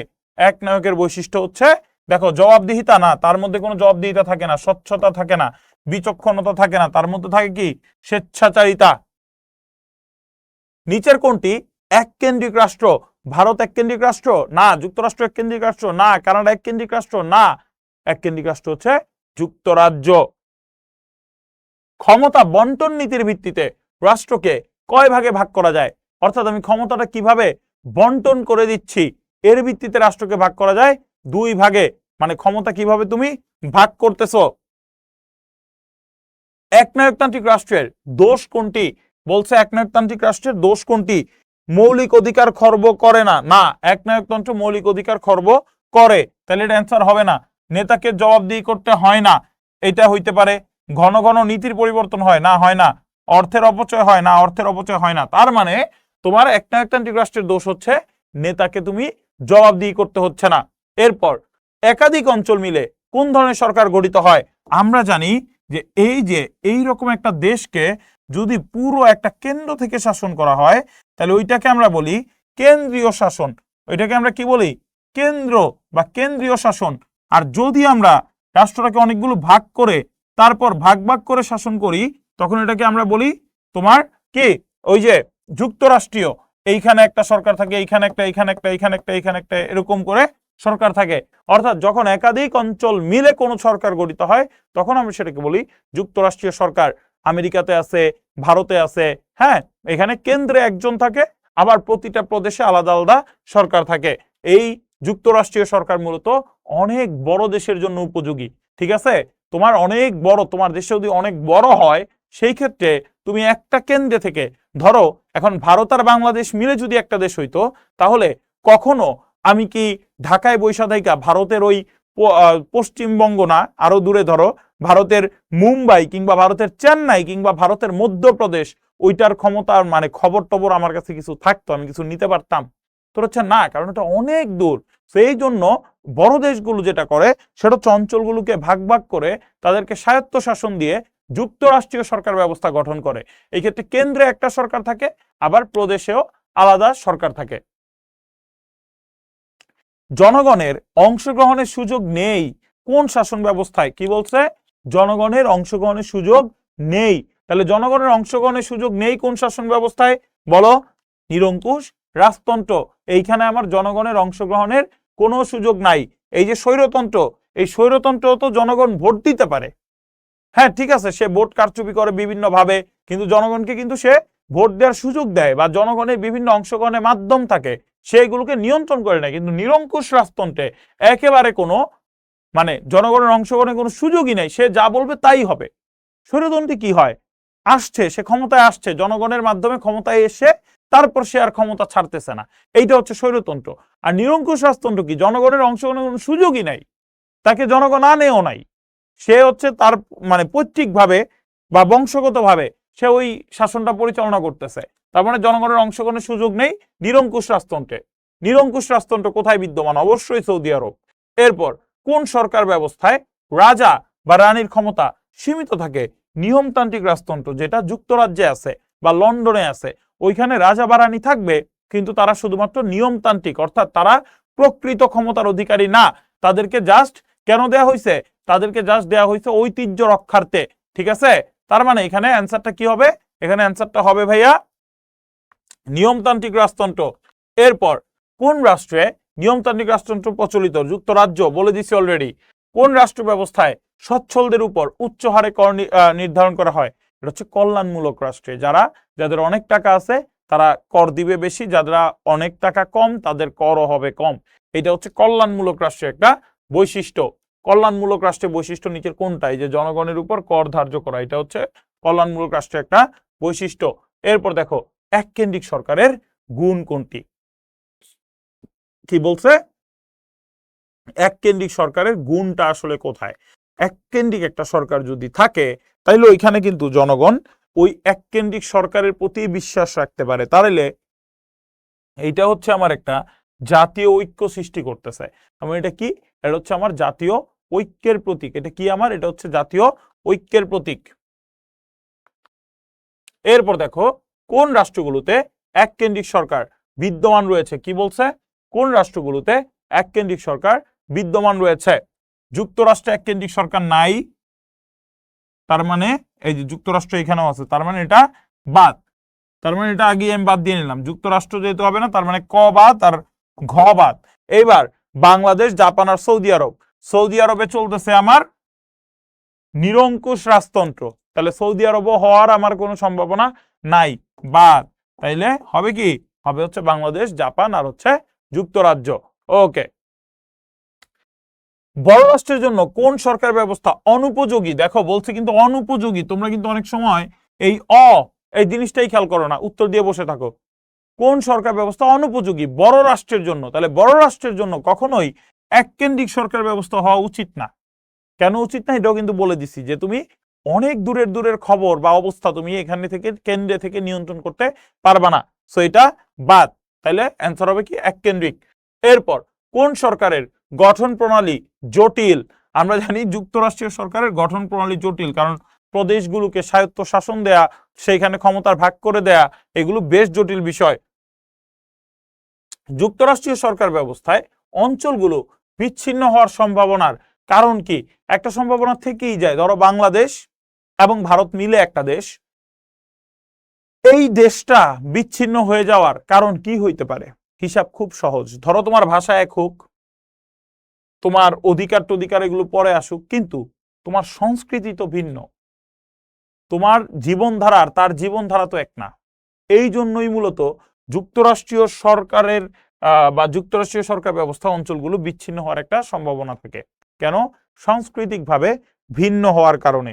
এরপরে আসো, সংসদীয় শাসন ব্যবস্থায় সরকার প্রধানকে, খুব সুন্দর প্রশ্ন করছে, একটা সংসদীয় সরকার ব্যবস্থায় সরকার প্রধান অবশ্যই হবেন প্রধানমন্ত্রী। কারণ কি? সংসদ নেতাকে, সংসদ নেতাও কিন্তু প্রধানমন্ত্রী। এরপরে আসো, মন্ত্রী পরিষদ শাসিত সরকারে রাষ্ট্রপতি কার পরামর্শ ছাড়া কোনো কাজ করেন না। এই যে আমরা রাষ্ট্রপতি মানে দুই ধরনের সরকার দেখি, একটা রাষ্ট্রপতি শাসিত, আরেকটা হচ্ছে মন্ত্রী পরিষদ শাসিত। এখন এই যে মন্ত্রী পরিষদ শাসিত যে সরকারটা থাকে, এই সরকারের প্রধান তো হলেন প্রধানমন্ত্রী। তাহলে রাষ্ট্রপতি যদি কোনো কাজ করতে চায় তাহলে অবশ্যই কার সাথে আলোচনা করে কাজ করতে হবে? অবশ্যই সরকার প্রধানের সাথে কিংবা প্রধানমন্ত্রীর সাথে। তাহলে উত্তরটা হবে সরকার প্রধান। এরপর সুইডেনে কোন ধরনের সরকার ব্যবস্থা বিদ্যমান? কোথায়? সুইডেনে হচ্ছে গিয়ে তোমার এক সংসদীয় পদ্ধতির সরকার ব্যবস্থা বিদ্যমান। এবার আসো, শাসন বিভাগের সদস্যগণ আইনসভায় তাদের কাজের ব্যাখ্যা প্রদানের মাধ্যমে সরকারের কোন দিকটি তুলে ধরে? অবশ্যই সরকারের দায়িত্বশীলতা। এটা সরকারের একটা দায়িত্ব, ঠিক আছে, যে তারা তাদের কাজের বিবরণী বা ব্যাখ্যা দিবে। এরপর রাষ্ট্রপতি শাসিত যে সরকার আছে, এইটার উত্তম গুণ কোনটা? বিরোধী দলের মর্যাদা দেয় না, এরকম কিছুই হয় না। সমালোচনার সুযোগ থাকে না, সমালোচনার সুযোগ তো তোমার প্রধানমন্ত্রী শাসিত সরকারেও থাকে। সো এইটা হচ্ছে গিয়ে কারণ না। রাজনৈতিক শিক্ষা দেয়, রাজনৈতিক শিক্ষা তো প্রধানমন্ত্রী শাসিত সরকারও দিতে পারে। তো এটাও না। দ্রুত সিদ্ধান্ত গ্রহণ করতে পারে, রাষ্ট্রপতি দ্রুত একটা সিদ্ধান্ত নিয়ে নিতে পারে। কিন্তু ধরো বাংলাদেশে একটা আক্রমণ হবে, রাষ্ট্রপতি চাইলেই যুদ্ধ ঘোষণা করতে পারবে না, প্রধানমন্ত্রী আগে আলোচনা করতে হবে, প্রধানমন্ত্রী আবার সংসদে আলোচনা করতে হবে, একটা বিশাল ঝামেলা, ঠিক আছে। সো রাষ্ট্রপতি শাসিত সরকারে দ্রুত সিদ্ধান্ত নেওয়া যায়। সো অ্যান্সার হবে দ্রুত সিদ্ধান্ত গ্রহণ করতে পারে। এরপর দেখো, সমাজতান্ত্রিক রাষ্ট্র ব্যক্তি মালিকানা স্বীকার করে না, সত্য। কারণ সমাজতান্ত্রিক রাষ্ট্রের সকল সম্পদের মালিক হচ্ছে সরকার, তাইলে এইটা সত্য। এরপর প্রতিযোগিতার মাধ্যমে উৎপাদন ও সরবরাহ ব্যবস্থা পরিচালিত, মিথ্যা। কারণ কি উৎপাদন হবে, কতটুকু উৎপাদন হবে, এটা সমাজতান্ত্রিক রাষ্ট্রে সরকার নির্ধারণ করে দেয়। তাইলে যেহেতু এই যে এই 2 নাম্বার মামা মিথ্যা, তাইলে অবশ্যই আমার অ্যান্সার হবে 1 আর 3। 1 আর 3 বুঝাই যায়, আর আমার পরেরটা দেখারও দরকার নাই। পুঁজিবাদী রাষ্ট্রে ব্যক্তি নিজেই সম্পত্তির মালিক, কথা সত্য। ব্যক্তিগত সম্পদে রাষ্ট্রের হস্তক্ষেপ থাকে না, সত্য। একটি মাত্র রাজনৈতিক দল থাকে, নট নেসেসারি। তাহলে উত্তর হবে প্রথম দুইটা। কারণ একটি মাত্র রাজনৈতিক দল থাকতে পারে, দুইটা রাজনৈতিক দল থাকতে পারে, অনেকগুলোও থাকতে পারে। সো এইটা নিয়ে কোনো তো কথা নাই। এই জন্য একটি মাত্র রাজনৈতিক দল থাকে, এটা সত্য না। সো 1 আর 2। এইবার সময়ের পরিবর্তনের সাথে সাথে পরিবর্তিত হইতে পারে কি? সময়ের সাথে সাথে রাষ্ট্র পরিবর্তন হয়, সরকার পরিবর্তন হয়, জনগণ আবার কেমনে পরিবর্তিত হবে? সময়ের সাথে সাথে কি জনগণের নাম বদলায় যায়? না। তাইলে তোমার উত্তর হবে প্রথম দুইটা। এরপর গণতন্ত্রকে দায়িত্বশীল শাসন ব্যবস্থা বলা হয়, কারণ এখানে শাসকগণ কি করে? গণতন্ত্রকে দায়িত্বশীল শাসন ব্যবস্থা বলা হয়। ওকে, এখন বলতেছে এই যে গণতন্ত্র একটা দায়িত্বশীল শাসন ব্যবস্থা, এইখানে শাসকগণ জনগণের নিকট দায়ী থাকে, কথা সত্য। জনস্বার্থ রক্ষার চেষ্টা করে, কথা সত্য। বিরোধী মতামতকে গুরুত্ব দেয়, কথা সত্য। তার মানে অ্যান্সার হবে 3টাই। এরপর আসো, গণতান্ত্রিক ব্যবস্থার ত্রুটি কি? গণতান্ত্রিক ব্যবস্থার ত্রুটি হচ্ছে দলীয় শাসন ব্যবস্থা, সরকারের দক্ষতা, প্রচুর অর্থের অপচয়। ওকে, তাহলে গণতান্ত্রিক ব্যবস্থার ত্রুটি মানে সমস্যাগুলো কি কি? একটা হচ্ছে গিয়ে প্রচুর অর্থের অপচয় হয়, কথা সত্য। সরকারের দক্ষতা বৃদ্ধি, তাহলে সরকারের দক্ষতা বৃদ্ধি তো কোনো ত্রুটি না, তাহলে এটা মিথ্যা। তাহলে বুঝাই যাচ্ছে 1 আর 3 হবে অ্যান্সার। কারণ সরকারের দক্ষতা বৃদ্ধি এটা তো একটা সরকারের গুণ হইতে পারে, দোষ তো আর হইতে পারে না। সো এটা এমনিতেই বাদ। সো এটা বাদ গেলে আমার থাকতেছে কি? আমার থাকতেছে হচ্ছে 1 আর 3। এরপর কল্যাণমূলক রাষ্ট্রের বৈশিষ্ট্য কি? কল্যাণমূলক রাষ্ট্র একটা রাষ্ট্র যে হচ্ছে গিয়ে জনগণের কল্যাণ করতে চায়, জনগণকে ভালোবাসে, জনগণকে তোমার সব সময় অধিকার দিতে চায়, নিরাপদে রাখতে চায়। বলতেছে এই ধরনের রাষ্ট্রের বৈশিষ্ট্য কি? কর্মসংস্থানের ব্যবস্থা করা, অবশ্যই কর্মসংস্থানের ব্যবস্থা করবে, চিকিৎসা সেবা নিশ্চিত করবে, বেকার ভাতা প্রদান করবে। তাইলে 3টাই হচ্ছে কি আমার অ্যান্সার। এরপরে আসো, সংসদীয় পদ্ধতির সরকার ব্যবস্থায় দেশের প্রকৃত শাসন ক্ষমতা ন্যস্ত থাকে কার হাতে? দেখো বলছে সংসদীয় পদ্ধতিতে প্রধান হচ্ছে প্রধানমন্ত্রী, তার সাথে থাকবে মন্ত্রিসভা, রাষ্ট্রপতির এইখানে কোনো হাত নাই। তাইলে অ্যান্সার হচ্ছে প্রথম দুইটা। এরপর নেক্সট চ্যাপ্টার বাংলাদেশের সরকার ব্যবস্থা। নেক্সট চ্যাপ্টার কি ভাইয়া? বাংলাদেশের সরকার ব্যবস্থা। চলো দেখি বাংলাদেশে কোন ধরনের সরকার বিদ্যমান। সুন্দর প্রশ্ন। বাংলাদেশে কোন ধরনের সরকার বিদ্যমান? আমাদের বাংলাদেশের সরকারকে এখন বর্তমানে প্রধানমন্ত্রী, মাননীয় প্রধানমন্ত্রী তারেক রহমান। হ্যাঁ, তো তাইলে সে কে? প্রধানমন্ত্রী। তাইলে আমাদের দেশে সরকার কোন ধরনের বিদ্যমান? অবশ্যই সংসদীয় পদ্ধতি। এরপর সংবিধান অনুযায়ী বাংলাদেশ কি ধরনের রাষ্ট্র? সংবিধানে বলা আছে বাংলাদেশ একটি গণপ্রজাতান্ত্রিক রাষ্ট্র, গণপ্রজাতান্ত্রিক। এরপর প্রথম সরকার গঠিত হয় কখন? ওই যে যুদ্ধের সময় 17 এপ্রিল 1971 শপথ গ্রহণ করছে। হ্যাঁ, মুজিবনগর জেলা বৈদ্যনাথ তলার আম গাছের নিচে আম্রকাননে। হ্যাঁ, সো আর এই সরকারটা গঠন হয়েছিল কবে? গঠন হয়েছিল 10 এপ্রিল। শপথ নিছিল হচ্ছে 17 এপ্রিল। 26 মার্চ স্বাধীনতা ঘোষণা করা হয়েছে। 25 মার্চ রাতে, 26 মার্চের প্রথম প্রহরে, 7 মার্চ শেখ মুজিবুর রহমান স্বাধীনতার কি করছে, মানে স্বাধীনতার জন্য, যুদ্ধের জন্য সকলকে আহ্বান জানাইছে। তার 7 মার্চের যে ভাষণ সেইটা প্রদান করছে। ওকে। এরপর বাংলাদেশ সরকারের কয়টি বিভাগ আছে? একেবারে চোখ বন্ধ করে 3টা দাগায় দাও, কারণ আইন বিভাগ, শাসন বিভাগ, বিচার বিভাগ। এরপর বাংলাদেশের শাসন বিভাগের সর্বোচ্চ ব্যক্তিকে, এইখানে অনেকে ভুল করো, ভুল করা যাবে না। শাসন বিভাগের সর্বোচ্চ ব্যক্তি বলছে, সর্বোচ্চ ব্যক্তি। আমরা প্রধানমন্ত্রীর আগে বলি মাননীয়, আর রাষ্ট্রপতির আগে কি বলি? মহামান্য। মহামান্য। শাসন বিভাগের সর্বোচ্চ ব্যক্তি হচ্ছে এই রাষ্ট্রপতি। এই রাষ্ট্রপতি, প্রধানমন্ত্রী না কিন্তু। শাসন বিভাগের অপর নাম কি? শাসন বিভাগের অপর নাম হচ্ছে নির্বাহী বিভাগ। শাসন বিভাগের অপর নাম হচ্ছে নির্বাহী বিভাগ। এরপর প্রজাতান্ত্রিক শব্দটি দ্বারা কি বোঝায়? প্রজাতান্ত্রিক মানে হচ্ছে প্রজার তন্ত্র। প্রজার তন্ত্র, প্রজাকে জনগণ, জনগণের তন্ত্র বা জনগণের নিয়ম। তাইলে জনগণের নিয়ম মানে কি? সকল ক্ষমতার মালিক হচ্ছে জনগণ। সকল ক্ষমতার মালিক কে? জনগণ। রাষ্ট্রপতি কাদের ভোটে নির্বাচিত হন? রাষ্ট্রপতি কিন্তু জনগণের প্রত্যক্ষ ভোটে নির্বাচিত না। আমরা প্রথমে ভোট দিয়ে 300 জন এমপি বা সংসদ সদস্য নির্বাচিত করি। কি করি? আমরা ভোট দিয়ে 300 জন এমপি কিংবা সংসদ সদস্য নির্বাচিত করি। পরবর্তীতে এই 300 জন এমপি ভোট দিয়ে নির্বাচিত করেন কে হবে স্পিকার, কে হবে হচ্ছে গিয়ে তোমার রাষ্ট্রপতি। তাহলে রাষ্ট্রপতি কাদের ভোটে নির্বাচিত হচ্ছে? সংসদ সদস্যদের ভোটে নির্বাচিত হচ্ছে। কার ভোটে? সংসদ সদস্যদের ভোটে। এরপর রাষ্ট্রপতি হতে হলে একজন ব্যক্তিকে অবশ্যই কমপক্ষে 35 বছর বয়সী হইতে হবে। এরপর অভিশংসন কি?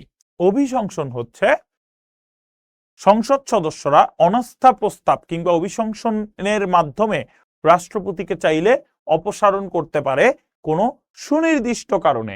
তাহলে অভিশংসন হচ্ছে কোনো সুনির্দিষ্ট কারণে অপসারণ করা, কোনো সুনির্দিষ্ট কারণে অপসারণ করা।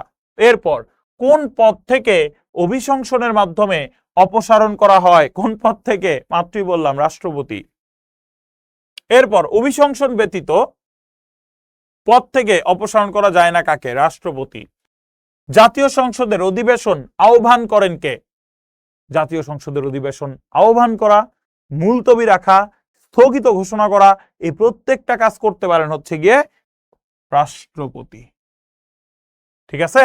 বা সংসদ ভেঙে দেয়া, এইসব ক্ষমতা কার আছে? এইসব ক্ষমতা রাষ্ট্রপতির আছে। এরপর সুপ্রিম কোর্টের আপিল ও হাইকোর্ট বিভাগের বিচারপতিদের নিয়োগের ক্ষেত্রে রাষ্ট্রপতি কার সাথে পরামর্শ করেন? প্রধানমন্ত্রীর পরামর্শ ছাড়া রাষ্ট্রপতি সাধারণত কোনো সিদ্ধান্ত নিতে পারেন না। সকল বড় বড় পর্যায়ের কর্মকর্তাদের রাষ্ট্রপতি নিয়োগ দেন প্রধানমন্ত্রীর পরামর্শে। কিন্তু বিচার বিভাগের, সুপ্রিম কোর্টের আপিল এবং হাইকোর্ট, এই দুইটা বিভাগেরই বিচারপতিদের নিয়োগ দেন তিনি প্রধান বিচারপতির পরামর্শে। কার পরামর্শে? প্রধান বিচারপতির পরামর্শে। রাষ্ট্রপতি প্রধানমন্ত্রীর পরামর্শে কাকে নিয়োগ দেন? ওই যে রাষ্ট্রের শীর্ষস্থানীয় কর্মকর্তাদের, মাত্রই বলছি। জাতীয় সংসদের নেতাকে, জাতীয় সংসদের নেতাকে অবশ্যই সংসদের নেতা হচ্ছেন প্রধানমন্ত্রী। কাকে কেন্দ্র করে শাসন কার্য পরিচালিত হয়? অবশ্যই, যেহেতু বলছে বাংলাদেশ, তোমরা দেখলে বুঝতে পারবা এই মুহূর্তে বাংলাদেশের প্রধান কে, কাকে কেন্দ্র করে সবকিছু হয়? অবশ্যই প্রধানমন্ত্রী। বাংলাদেশ সংবিধান অনুসারে জরুরি অবস্থা ঘোষণা করার ক্ষমতা কার হাতে থাকে? মানে কে চাইলেই জরুরি অবস্থা ঘোষণা করতে পারবে? অবশ্যই জরুরি অবস্থা ঘোষণার ক্ষমতা রাষ্ট্রপতি ছাড়া আর কারো কাছে নাই। অন্যরা যদি করতে চায়, মানে করতে চায় না, ধরো যে মনে হইলো যে করা উচিত, তখন তারাও রাষ্ট্রপতির কাছে আবেদন জানায় যাতে করে যে জরুরি অবস্থা ঘোষণা করতে মানে করেন। ঠিক আছে, সো রাষ্ট্রপতি। এরপর সরকারের স্তম্ভ বলা হয় কাকে? অবশ্যই প্রধানমন্ত্রী। কারণ প্রধানমন্ত্রী যদি পদত্যাগ করেন তাহলে তার মন্ত্রিসভা পুরোটা কি হয়ে যায়? ভেঙে যায়। হ্যাঁ, বাংলাদেশের প্রধানমন্ত্রীর জন্য কোন তথ্যটি সঠিক? রাষ্ট্রের যাবতীয় কাজ তার নামে পরিচালিত হয় না, কারণ রাষ্ট্রের যাবতীয় কাজ হচ্ছে গিয়ে রাষ্ট্রপতির নামে পরিচালিত হয়। জরুরি অবস্থা জারি করার ক্ষমতা না, জরুরি অবস্থা জারি করার ক্ষমতা রাষ্ট্রপতির আছে।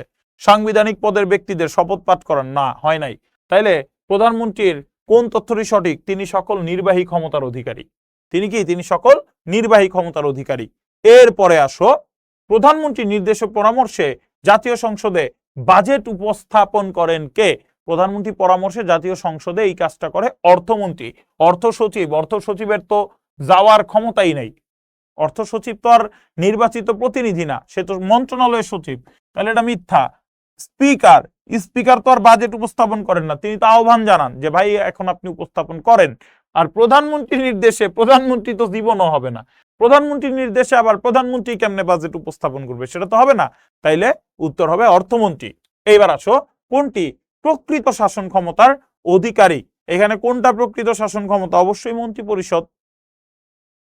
এরপর বাংলাদেশের এক মন্ত্রিসভায় মোট সদস্য ছিল 40 জন। এক্ষেত্রে সংসদ সদস্য নন, দেখো সংসদ সদস্য নন এমন কতজন মন্ত্রী নিযুক্ত করা যেত? 10 ভাগের 1 ভাগ, মনে রাখবা, 10 ভাগের 1 ভাগ। কি পারবে? 10 ভাগের 1 ভাগ সংসদ সদস্য নন এমন মানুষদেরকে মন্ত্রী বানানো যাবে। তাহলে বলছে মন্ত্রিসভায় মোট সদস্য ছিল 40 জন, তাহলে 40 জনকে 10 দিয়ে ভাগ করো, কয়জন? কারণ 10 ভাগের 1 ভাগ বলছে, তাহলে 40কে 10 দিয়ে ভাগ করে ফেলো, কয়জন হয়? 4 জন। তাইলে কতজনকে মন্ত্রী নিযুক্ত করা যাইতো যারা সংসদ সদস্য না? উত্তর হচ্ছে 4। বুঝতে পারছো? যদি 50 জন দেয়া থাকতো তাহলে হইতো 5, কারণ 10 ভাগের 1 ভাগ, মনে রাখবা 10 ভাগের 1 ভাগ, তার মানে 10 জনে একজন, এইটা মনে রাখলেই হবে। 10 জন মন্ত্রীর মধ্যে একজন এমন তুমি মানে রাখতে পারবা যে সংসদ সদস্য না। ঠিক আছে, তাহলে এক্সামে যদি বলে যে 10 জন বলে তাহলে একজন, 20 জন বললে 2 জন, 30 জন বললে 3 জন। ঠিক আছে, মন্ত্রী পরিষদের কাজ কি? মন্ত্রী পরিষদের কাজ জাতীয় সংসদের অধিবেশন আহ্বান, একদম রাষ্ট্রপতি মাইরেই ফেলবে, বাদ। প্রধান বিচারপতির নিয়োগ দান, নো। দণ্ডপ্রাপ্ত ব্যক্তির সাজা মওকুফের ক্ষমতা শুধুমাত্র রাষ্ট্রপতির আছে, তার মানে উত্তর থাকেই একটা, সেটা কি? সেটা হচ্ছে কূটনৈতিক সম্পর্ক স্থাপন। প্রতিরক্ষা বাহিনী গঠনের দায়িত্ব কাদের? কি বলছে? প্রতিরক্ষা বাহিনী গঠন। এই যে প্রতিরক্ষা বাহিনী গঠন করবে, এই দায়িত্বটা কার? এই দায়িত্বটা হচ্ছে গিয়ে তোমার অবশ্যই মন্ত্রিসভার। এরপর বাংলাদেশের প্রশাসনিক কাঠামো কয় স্তর বিশিষ্ট? আমরা জানি একটা হচ্ছে কেন্দ্রীয় প্রশাসন, আর একটা হচ্ছে মাঠ প্রশাসন। এই দুই ভাগে হচ্ছে গিয়ে আমার দেশের কি চলে? আমার দেশের প্রশাসনিক কাঠামো চলে, তার মানে একটা কেন্দ্রীয় আর একটা হচ্ছে মাঠ। এরপর রাষ্ট্রের হৃৎপিণ্ড কি? রাষ্ট্রের হৃৎপিণ্ড কি? আমরা জানি রাষ্ট্রের হৃৎপিণ্ড হচ্ছে কি? প্রশাসন। রাষ্ট্রের হৃৎপিণ্ডকে প্রশাসন, কারণ প্রশাসন যদি ভেঙে পড়ে পুরো সমাজে, পুরো রাষ্ট্রে একটা বিশৃঙ্খলা লেগে যাবে, একটা যাচ্ছে তাই কর্মকাণ্ড হয়ে যাবে। এরপর দেশের সব ধরনের প্রশাসনিক সিদ্ধান্ত গ্রহণ করে কে? দেশের সব ধরনের প্রশাসনিক সিদ্ধান্ত অবশ্যই গ্রহণ করে কেন্দ্রীয় প্রশাসন। কি বলছে? প্রশাসনিক সিদ্ধান্ত। আইন প্রণয়ন কিন্তু করে নাই, আইন প্রণয়ন কিন্তু করবে কে? আইন প্রণয়ন করবে আইন বিভাগ কিংবা জাতীয় সংসদ। ওই আইনটাকে বাস্তবায়নের জন্য প্রশাসনিক যত সিদ্ধান্ত আছে গ্রহণ করবে কেন্দ্রীয় প্রশাসন। এরপর কেন্দ্রীয় প্রশাসনের কেন্দ্রবিন্দু কোনটা? কেন্দ্রীয় প্রশাসনের কেন্দ্রবিন্দু কোথা থেকে কেন্দ্রীয় প্রশাসন পরিচালনা করা হয়? উত্তর হচ্ছে মন্ত্রণালয়। সবগুলো মন্ত্রণালয় যেই জায়গায়, এটাকে আমরা বলি আবার সচিবালয়। ঠিক আছে, কেন্দ্রীয় প্রশাসনের কেন্দ্রবিন্দু বা কেন্দ্রীয় প্রশাসনের প্রাণ হচ্ছে গিয়ে মন্ত্রণালয়, আর সবগুলো মন্ত্রণালয় যেই জায়গায় থাকে তাকে আমরা বলি সচিবালয়। প্রশাসনিক কাঠামোর দিক থেকে উপসচিব পদের পরবর্তী ধাপ কি? উপসচিব পদের পরেই হচ্ছে গিয়ে তোমার কি যুগ্ম সচিব, ঠিক আছে। এরপর বাংলাদেশের প্রশাসনিক কাঠামোর সর্বনিম্ন স্তর কোনটি? বাংলাদেশের প্রশাসনিক কাঠামো কিন্তু শেষ হয়ে গেছে উপজেলাতে, যে কারণ ইউএনও বা উপজেলা নির্বাহী অফিসার সবচেয়ে হচ্ছে গিয়ে তোমার প্রশাসনিক কাঠামো সর্বনিম্ন স্তর, কারণ ইউনিয়নে যে কিন্তু আর ইউনিয়ন পরিষদ নির্বাহী অফিসার নাই। তাইলে দেখো তুমি বিভাগীয় প্রশাসক আছে, জেলাতে ডিসি আছে বা ডিস্ট্রিক্ট কমিশনার বা জেলা প্রশাসক, উপজেলাতে ইউএনও বা উপজেলা নির্বাহী অফিসার আছে, উপজেলা প্রশাসক, কিন্তু ইউনিয়নে কিন্তু এরকম কিছু নাই। তাইলে সর্বনিম্ন স্তর হচ্ছে উপজেলা। জেলা প্রশাসনের প্রধান নির্বাহী কর্মকর্তা কে? অবশ্যই জেলা প্রশাসক। অধিদপ্তরের প্রধান কে? আমরা অধিদপ্তরের প্রধানকে বলি মহাপরিচালক। মহাপরিচালক যেমন স্বাস্থ্য মন্ত্রণালয়ের যিনি হচ্ছে প্রধান দায়িত্ব পালন করেন তিনি হচ্ছেন সচিব, কিন্তু স্বাস্থ্য অধিদপ্তর যেটা আছে ওইটার প্রধানকে কিন্তু বলা হয় মহাপরিচালক বা ডিরেক্টর জেনারেল, ঠিক আছে। যেমন দুর্যোগ ব্যবস্থাপনা ও ত্রাণ মন্ত্রণালয় আছে, ওইটার প্রধানকে? ওইটার প্রধান হচ্ছে গিয়ে সচিব, কিন্তু দুর্যোগ ব্যবস্থাপনা অধিদপ্তর যেটা আছে ওইটার প্রধান কিন্তু মহাপরিচালক। ওকে। সংসদে কতজন সদস্য উপস্থিত থাকলে কোরাম হয়? বই একদম স্পষ্ট লেখা আছে, সংসদে যদি 60 জন সদস্য উপস্থিত থাকে তাহলে কোরাম হয়। প্রশ্ন হইতে পারে কোরাম মানে কি? কোরাম মানে হচ্ছে, ধরো সংসদ সকাল 10টায় শুরু হয়েছে, রাস্তায় প্রচন্ড বৃষ্টি হচ্ছে, এমপি আসছে মাত্র 20 জন, এমপি আসছে মাত্র কতজন? 20 জন। তুমি বসে একটা সিদ্ধান্ত নিয়ে নিলা, এখন এই 20 জনের মধ্যে 20 জনই ছিল সরকার দলের, তারা সবাই মিলে হ্যাঁ ওয়াও দারুণ কঠিন দিয়ে দিল, তুমি আইন পাশ করে ফেললা, এটা কি হইলো? না। একটা নির্দিষ্ট পরিমাণ মানুষ তো থাকতে হবে, যেই পরিমাণ মানুষ থাকলে তোমার সিদ্ধান্তটা বৈধ হবে। সো কতজন থাকলে সিদ্ধান্তটা বৈধ বা সিদ্ধান্তটা নেওয়া যাবে, ওই পরিমাণটা হচ্ছে 60 জন। তাইলে কতজন সংসদ সদস্য উপস্থিত থাকলে কোরাম হবে? উত্তর হচ্ছে 60 জন। এরপর বাংলাদেশের সর্বোচ্চ আদালতের নাম কি? চোখ বন্ধ করে সুপ্রিম কোর্ট। সুপ্রিম কোর্টের ভাগ কয়টা? দুইটা, আপিল বিভাগ, হাইকোর্ট বিভাগ। এরপর সুপ্রিম কোর্টের বিচারকগণ কত বছর পর্যন্ত থাকতে পারেন? 67 বছর বয়স পর্যন্ত থাকতে পারেন। এরপর বাংলাদেশের রাষ্ট্রপতি কি? শাসন বিভাগের প্রধান, রাষ্ট্রের প্রকৃত শাসক।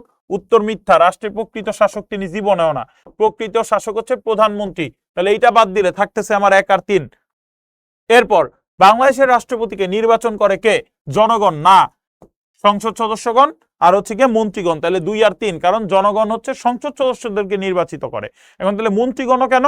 কারণ মন্ত্রীগণ আবার ওই যে সংসদ সদস্যদের মধ্যে থেকে নির্বাচিত হয়েছে। ওকে। মন্ত্রী পরিষদ যে ধরনের কাজ করে, আইন প্রণয়ন অবশ্যই করে, জনগণের নিরাপত্তা প্রদান এবং শান্তি শৃঙ্খলা, তিনটাই হচ্ছে। এরপর গণতন্ত্রের রাজনৈতিক দল ও নির্বাচন ব্যবস্থা। দেখি গণতান্ত্রিক শাসন ব্যবস্থার অপরিহার্য উপাদান কোনটি? গণতান্ত্রিক শাসন ব্যবস্থা, তুমি যদি গণতন্ত্র বজায় রাখতে চাও তোমার রাজনৈতিক দল লাগবেই লাগবে, কারণ রাজনৈতিক দল ছাড়া তুমি কাদের মধ্যে নির্বাচন করবা, কারা একে অন্যের সমালোচনা করবে, সুতরাং এটা তোমার লাগবেই।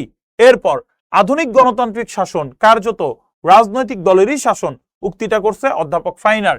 আধুনিক গণতান্ত্রিক শাসন মূলত যে রাজনৈতিক দলের শাসন, উক্তিটা করছে ফাইনার। এরপর কোন দেশের রাজনৈতিক দলের অস্তিত্ব নেই? বলছে কোন দেশের রাজনৈতিক দলের অস্তিত্ব নেই? তোমরা 4টা অপশন দেখলে সহজেই বুঝে যাবা যে দেশটা হচ্ছে সৌদি আরব, কারণ সেখানে নিরঙ্কুশ রাজতন্ত্র চলতেছে। এরপর 2005 সাল পর্যন্ত কোন দেশের সরকার কর্তৃক রাজনৈতিক দল নিষিদ্ধ ছিল? উত্তর হচ্ছে উগান্ডা। এইটা তোমাদের প্রশ্নে আসবে না, সো এটা নিয়ে তোমার মাথা ঘামানোর কারণ নাই। এরপর কোনটি রাজনৈতিক দলের বৈশিষ্ট্য? বলতেছে কোনটা রাজনৈতিক দলের বৈশিষ্ট্য? এর একটা সংঘবদ্ধ জনসমষ্টি, রাজনৈতিক শিক্ষাদান, সামাজিক ঐক্য প্রতিষ্ঠা। প্রথমেই হচ্ছে তোমার সঠিক উত্তর, এরা হচ্ছে একটা সংঘবদ্ধ জনসমষ্টি যারা তাদের নিজেদের আদর্শের ভিত্তিতে ঐক্যবদ্ধ হয়েছে। প্রত্যেকটা রাজনৈতিক দলে কি থাকে? নির্দিষ্ট আদর্শ থাকে এবং এর ভিত্তিতেই এরা ঐক্যবদ্ধ হয়। বিরোধী দলের ভূমিকা কি? দেখো বিরোধী দলের ভূমিকা হইল সরকার গঠন, নির্বাচনের প্রস্তুতি, সরকারের সমালোচনা, কমিটি গঠন। অবশ্যই বলছে বিরোধী দলের ভূমিকা। এই যে এখন বিএনপি আর জামাত দুইটা দল, বিএনপি প্রধান দল বা সরকার দল, জামায়াত হচ্ছে বিরোধী দল। জামায়াতের কাজ কি? জামায়াতের কাজ হচ্ছে বিএনপির সমালোচনা করা। কি? বিএনপির সমালোচনা করা, তার মানে এদের কাজ হচ্ছে সরকারের সমালোচনা করা। উত্তর একেবারে ক্লিয়ার কাট সোজা। এরপর আসো, গণতান্ত্রিক শাসন ব্যবস্থার অন্যতম শর্ত কোনটা? তুমি যদি গণতান্ত্রিক শাসন ব্যবস্থা চাও তাহলে তোমার অবশ্যই কি লাগবে? সুষ্ঠু একটা নির্বাচন লাগবে। সুষ্ঠু নির্বাচন না হইলে আবার এখানে গণতন্ত্রের কি হইলো? ঠিক আছে, অবশ্যই সুষ্ঠু নির্বাচন লাগবে। কমরেড মনি সিং কোন পার্টির প্রাণ পুরুষ ছিলেন? বাংলাদেশ কমিউনিস্ট পার্টির। কোন পার্টির? Bangladesh communist party. ওকে, রাজনৈতিক দলের কাজ কোনটি? রাজনৈতিক দলের কাজ চাঁদা আদায় করা, সদস্যদের স্বাচ্ছন্দ্য নিশ্চিত করা, দলের সম্পদ বৃদ্ধি করা? না, তাদের রাজনৈতিক দলের মূল লক্ষ্যই হচ্ছে সরকার গঠনের মাধ্যমে ক্ষমতায় যাওয়া। এই যে মন্ত্রিসভা গঠন করা আর সরকার গঠন করা কিন্তু একই জিনিস, এটা কিন্তু আবার ভুল বুঝো না। সরকার আর মন্ত্রিসভা সেম জিনিস, ঠিক আছে? এই দুইটার মধ্যে আবার প্যাচ লাগায়ও না। নির্বাচন কি? নির্বাচন হচ্ছে গিয়ে প্রার্থী বাছাইয়ের প্রক্রিয়া। নির্বাচন কি? প্রার্থী বাছাইয়ের প্রক্রিয়া, দেখলেই বোঝা যায় বাছাই। নির্বাচনের মাধ্যমে কি প্রকাশ পায়? খুব সুন্দরভাবে জনমত প্রকাশ পায়, কারণ জনগণ ভোট দিয়ে তাদের কোন দলের পক্ষে মতামতটা আছে এইটা জানাই দেয়। এরপর ভোটদান পদ্ধতি কত প্রকার? 2 প্রকার। তুমি প্রত্যক্ষ হইতে পারে, সেটা পরোক্ষ হইতে পারে। 2 ধরনের ভোটদান পদ্ধতি হইতে পারে। বাংলাদেশে নির্বাচন কমিশনের সদস্য কতজন? 5 জন। একজন প্রধান নির্বাচন কমিশনার, বাকিরা সহকারী নির্বাচন কমিশনার নিয়ে গঠিত হয় হচ্ছে নির্বাচন কমিশন। কোন দেশের রাষ্ট্রপতি মধ্যবর্তী সংস্থা কর্তৃক নির্বাচিত হন? কোন দেশে? মার্কিন যুক্তরাষ্ট্র। তাদের নির্বাচন পদ্ধতিটা একটু জটিল। বাংলাদেশের জাতীয় সংসদের সদস্যগণ কিভাবে নির্বাচিত হন? কি বলছে? জাতীয় সংসদের সদস্যরা। সংসদ সদস্য কেমনে? এই যে এমপি নির্বাচন হইছে, যে যার যার এলাকার তারা তারে ভোট দিছ না, তাহলে এটা কি? এটা অবশ্যই একটা প্রত্যক্ষ নির্বাচন, প্রত্যক্ষ ভোট। নির্বাচন কমিশনারদের নিয়োগদান করেন কে? নির্বাচন কমিশনারদের নিয়োগদান করবেন রাষ্ট্রপতি, কিন্তু কার পরামর্শে? প্রধানমন্ত্রীর পরামর্শে। এরপর বর্তমানে জাতীয় সংসদের মহিলাদের জন্য সংরক্ষিত আসন কয়টি? মহিলাদের জন্য সংরক্ষিত আসন কয়টি? 50টি। এরপর নির্বাচন কমিশনের কাজ কি? নির্বাচনী ব্যয় তদারকি করা, নির্বাচন পরিচালনা করা। অবশ্যই নির্বাচন পরিচালনা করা, বাকি যাই থাকুক আর দেখে লাভ নাই। এরপরে নির্বাচনী এলাকার সীমানা নির্ধারণ করেন কে? অবশ্যই নির্বাচন কমিশন করবে সীমানা নির্ধারণ, কারণ নির্বাচন পরিচালনা করা যেহেতু তার দায়িত্ব, তাহলে নির্বাচনে ভোটার কারা হবে, নির্বাচনের হচ্ছে গিয়ে মনোনয়ন যাচাই বাছাই সব যা কিছু আছে সবকিছু তো তার দায়িত্বই থাকবে, তাই না? ওকে, এরপরে বলতেছে নির্বাচন প্রক্রিয়ার অন্তর্ভুক্ত বিষয় ভোটার তালিকা প্রণয়ন। অবশ্যই নির্বাচনী এলাকা নির্ধারণ, অবশ্যই ভোট সংগ্রহ করা। উত্তর 3টাই। এরপর রাজনৈতিক দলের কাজ কি? নেতৃত্ব চর্চা, দলের আদর্শ প্রচার, রাজনৈতিক শিক্ষা। 3টাই উত্তর। এরপর গণতন্ত্রে বিরোধী দল কি করে? ছায়া সরকার হিসেবে থাকে, ত্রুটি বিচ্যুতি ধরিয়ে দেয়, সরকার পরিচালনা করে। সরকার পরিচালনা তারা কেমনে করবে? সুতরাং উত্তর হচ্ছে প্রথম 2টা। এরপর বাংলাদেশে প্রত্যক্ষ নির্বাচনের উদাহরণ কোনটা? ইউনিয়ন পরিষদের নির্বাচন হ্যাঁ, জাতীয় সংসদ নির্বাচন অবশ্যই, রাষ্ট্রপতি নির্বাচন প্রত্যক্ষ নির্বাচন না, এটা হচ্ছে পরোক্ষ নির্বাচন। তাহলে উত্তর হবে প্রথম 2টা। এরপর বাংলাদেশের স্থানীয় সরকার ব্যবস্থা। বাংলাদেশে বর্তমানে কত স্তর বিশিষ্ট স্থানীয় সরকার কাঠামো রয়েছে? আমরা জানি 3 স্তর বিশিষ্ট আমার কি আছে? স্থানীয় সরকার কাঠামো বাংলাদেশের মধ্যে আছে। ওকে, এইবার আসো, স্থানীয় সরকারের সর্বনিম্ন স্তর কোনটা? দেখো তো, সিটি কর্পোরেশন, উপজেলা, জেলা, এগুলোর মধ্যে সবচেয়ে ছোট কোনটা? ইউনিয়ন। তাইলে সর্বনিম্ন স্তর কোনটা? আমার ইউনিয়ন। হিসাব সহজ। একটি ইউনিয়ন পরিষদে মোট নির্বাচিত প্রতিনিধির সংখ্যা কতজন? 13 জন। মোট নির্বাচিত প্রতিনিধি কতজন? 13 জন। হ্যাঁ, আমাদের দেশে গড়ে কতটি গ্রাম নিয়ে একটি ইউনিয়ন গঠিত হয়? গড়ে হচ্ছে আমরা 10 থেকে 15টি গ্রাম নিয়ে আমাদের একটা ইউনিয়ন গঠিত হয়। এরপরে আসো, গ্রামের উন্নয়ন এবং গ্রামীণ মানুষের সুযোগ সুবিধা নিশ্চিত করে স্থানীয় সরকারের কোন প্রতিষ্ঠান? অবশ্যই এটা হবে ইউনিয়ন পরিষদ, কারণ এইটাই তো মানে বলছে গ্রামের উন্নয়ন এবং গ্রামীণ মানুষ, ঠিক আছে? অর্থাৎ সরাসরি তাদের সাথে কাজ করে কে? তাদের সাথে সরাসরি কাজ করে ইউনিয়ন পরিষদ। কত সদস্যের অনাস্থা ভোটে ইউনিয়ন পরিষদের চেয়ারম্যান? এটা যেই হোক সবসময় মনে রাখবা 2/3 ভোটে, যেই হোক, এটা যারই অপসারণ দরকার হোক, রাষ্ট্রপতির হোক, যারই দরকার হোক, এইটা অবশ্যই 2/3 হবে। কত হবে? রাষ্ট্রপতিকেও তুমি যদি অপসারণ করতে চাও, সংসদে অভিশংসন প্রস্তাব আইনা 2/3 ভোট লাগবে। কোন স্থানীয় সরকার ব্যবস্থায় একজন চেয়ারম্যান এবং দুইজন ভাইস চেয়ারম্যান থাকেন? দুইজন ভাইস চেয়ারম্যান থাকেন, একজন মহিলা একজন পুরুষ। এটা থাকে হচ্ছে গিয়ে উপজেলা পরিষদে। ওকে, সো বাংলাদেশে বর্তমানে জেলা পরিষদের সংখ্যা কয়টা? 61টা। 3টা জেলা পরিষদের আন্ডারে নাই কোনটা? রাঙামাটি, খাগড়াছড়ি, বান্দরবান। হিসাব খুব সহজ, কারণ এগুলো পার্বত্য চট্টগ্রাম কমিশনের আন্ডারে। কোন পরিষদের চেয়ারম্যান একজন প্রতিমন্ত্রীর মর্যাদা পেয়ে থাকেন? কোন পরিষদের চেয়ারম্যান একজন প্রতিমন্ত্রীর মর্যাদা পান? প্রতিমন্ত্রী কত বড় একটা জিনিস, তাহলে এইগুলোর মধ্যে কোনটা হবে? অবশ্যই জেলা পরিষদের চেয়ারম্যান। ঠিক আছে, জেলা পরিষদ কতজন সদস্য নিয়ে গঠিত? 21 জন সদস্য নিয়ে হচ্ছে গিয়ে আমার জেলা পরিষদ গঠিত। জেলা পরিষদের পরামর্শকের ভূমিকা পালন করেন কে? জেলা পরিষদকে কে পরামর্শ দিবেন? অবশ্যই ওই জেলার সংসদ সদস্য যারা থাকবেন তারা হচ্ছে গিয়ে পরামর্শ দিয়ে সহযোগিতা করবেন। পৌর আদালতের সদস্য সংখ্যা কয়টা? কয়জন? 5 জন। পৌর আদালতের সদস্য সংখ্যা কয়জন? 5 জন। এরপর দেখো, বয়স্ক শিক্ষা কেন্দ্র এবং নৈশ বিদ্যালয় স্থাপন নিচের কোন প্রতিষ্ঠানের কাজ? কি বলছে? বয়স্ক শিক্ষা কেন্দ্র এবং নৈশ বিদ্যালয় স্থাপন, এই দুইটাই হচ্ছে ভাইয়া আমার পৌরসভার কাজ। কোন ধরনের প্রতিষ্ঠানের কাজ? পৌরসভার কাজ। কোনটি পৌরসভার শান্তিমূলক কাজ? শান্তি, তাহলে কি বিচার সালিশ করা, মানে ঘটনার মীমাংসা করে দেয়া। এরপর পৌরসভা এলাকার সৌন্দর্য বর্ধনের জন্য কোন কাজটা করে? অবশ্যই বন সংরক্ষণ। সৌন্দর্য বর্ধনের জন্য বলছে। এরপর পৌরসভার মেয়াদ কত বছর? পৌরসভা হোক, জাতীয় সংসদ হোক, ইউনিয়ন পরিষদ হোক, জেলা পরিষদ হোক, উপজেলা পরিষদ হোক, রাষ্ট্রপতি হোক, প্রধানমন্ত্রী হোক, স্পিকার হোক, সবগুলার মেয়াদ হচ্ছে 5 বছর। হিসাব সহজ, সবগুলোর মেয়াদ কয় বছর? 5 বছর। এবার যেটাই আসুক, প্রধান শহরকে কেন্দ্র করে গড়ে ওঠা স্থানীয় সরকার কোনটি? বলছে প্রধান শহরকে কেন্দ্র করে, তাহলে অবশ্যই সিটি কর্পোরেশন। ঢাকাকে কেন্দ্র করে গড়ে উঠছে ঢাকা উত্তর, ঢাকা দক্ষিণ। গাজীপুরকে কেন্দ্র করে গাজীপুর সিটি কর্পোরেশন। চট্টগ্রামকে কেন্দ্র করে চট্টগ্রাম সিটি কর্পোরেশন। সো এটা হবে সিটি কর্পোরেশন। বাংলাদেশে কয়টি সিটি কর্পোরেশন আছে? 12টা সিটি কর্পোরেশন আছে বর্তমানে বাংলাদেশে। কয়টা সিটি কর্পোরেশন আছে? ওকে, এরপরে দেখো, বাংলাদেশের কোন জেলাটি সিটি কর্পোরেশনের অন্তর্ভুক্ত? দেখো তো এর মধ্যে কোন জেলাটা সিটি কর্পোরেশনের অন্তর্ভুক্ত, দেখে তোমরা একটু বলতে পারো কিনা। একবার দেখলেই কিন্তু এটা পেরে যাবা।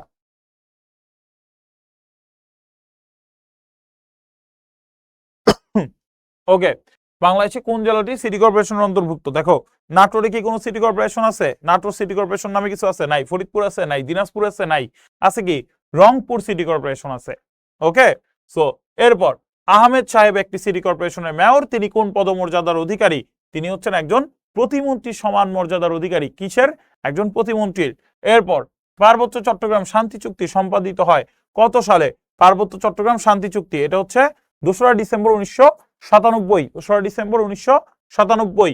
এরপর পার্বত্য চট্টগ্রাম আঞ্চলিক পরিষদের কতজন ক্ষুদ্র নিগোষ্ঠী? 12 জন। কতজন ক্ষুদ্র নিগোষ্ঠী রয়েছে? 12 জন। এরপর পার্বত্য চট্টগ্রামের শান্তি চুক্তির মাধ্যমে অঞ্চলটিতে কি গড়ে উঠেছে? দেখো, ভিন্ন প্রকৃতির স্থানীয় সরকারের কাঠামো গঠন করা হয়েছে। ঠিক আছে, গ্রাম আদালতের সদস্য সংখ্যা 5 জন, আগেও পড়ছি আমরা। পার্বত্য জেলা কয়টি? বলো, পার্বত্য জেলা কয়টি?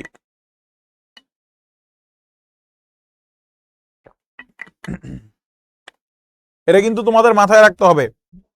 পার্বত্য চট্টগ্রামের জেলা হচ্ছে 3টা, রাঙামাটি, খাগড়াছড়ি, বান্দরবান, 3টা। এরপর স্থানীয় সরকার ব্যবস্থায় সংরক্ষিত মহিলা আসন রাখার মূল উদ্দেশ্য কি? নারীর কি বৃদ্ধি করা?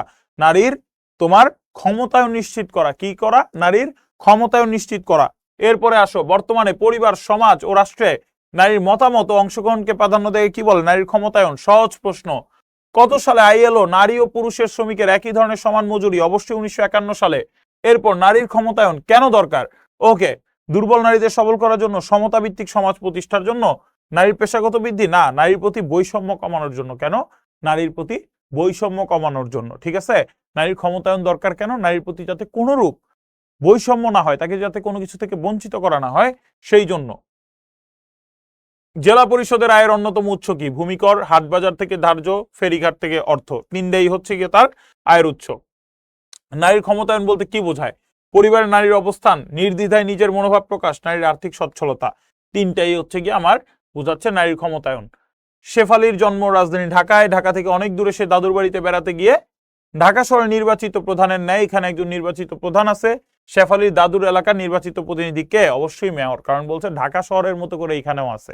ঠিক আছে, ওকে। সো তোমাদের যারা এসএসসি 26 ব্যাচের স্পেশাল ক্লাসটা করলা, তাদের কিন্তু তোমার একটা স্পেশাল অফারও রয়েছে। ঠিক আছে, সো এইচএসসির প্রিপারেশন তোমাদের কিন্তু শিখর সাথেই শুরু হইতে পারে, এবং এইটার জন্যই কিন্তু তোমাদের আর্লি বার্ড একটা অফারও শুরু হয়ে গিয়েছে অলরেডি। তো এই আর্লি বার্ড অফারটাও কিন্তু তোমরা লুফে নিতে পারো এরই মাঝে। তো 16780 তে একটা কল দিতে পারো এবং সকল কিছুর যে বিস্তারিত আছে এই বিস্তারিত কিন্তু তোমরা জাইনা যাইতে পারো। এতক্ষণ যাবত যা যা পড়লা এই সবগুলো জিনিস কিন্তু হচ্ছে গিয়ে তোমার পরীক্ষার জন্য খুবই ইম্পর্টেন্ট। সো একটা সেকেন্ডও নষ্ট করার দরকার নাই, জাস্ট হচ্ছে গিয়ে নিজের বেস্টটা দাও, নিজের সেরাটা দিয়ে আসো পরীক্ষার হলে। তুমি হচ্ছে গিয়ে ভালো রেজাল্টই শুধু করবা না, তোমার কিন্তু জিপিএ 5টাও নিশ্চিত হয়ে যাবে এবং একটা ভালো কলেজে তুমি ভর্তির স্বপ্ন দেখতে পারবা। তো সবাই ভালো থাকো, সুস্থ থাকো এবং পড়াশোনার সাথেই থাকো। আসসালামু আলাইকুম সবাইকে।